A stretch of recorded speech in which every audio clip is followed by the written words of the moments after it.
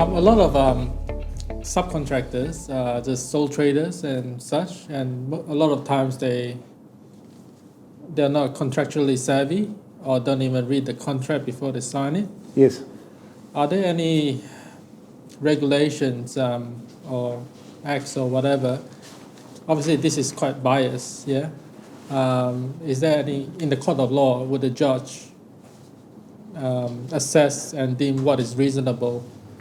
Say, for instance, the 2 days thing, and the subcontractor does double the amount of work, but he fails to comply with the two business days thing.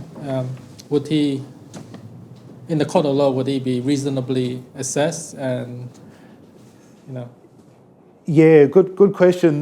What we're seeing is that it tends to be the bigger but still vulnerable subcontractors, vulnerable to being trapped by these sorts of provisions that are bringing the challenges to the courts.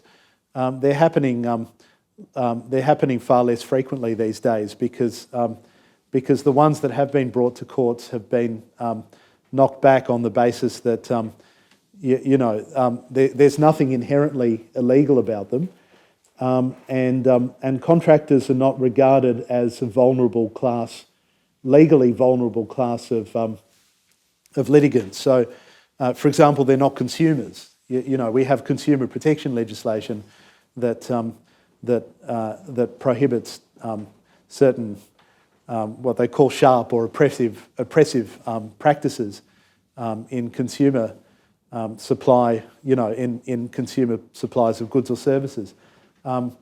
Those provisions, or many of those provisions, have been extended to small businesses. But most civil and construction contractors, even the smaller ones, except the ones at the very bottom of the contracting chain, don't fall within the definition of small businesses. So the legislation doesn't recognise them as a vulnerable class of people in need of special protection.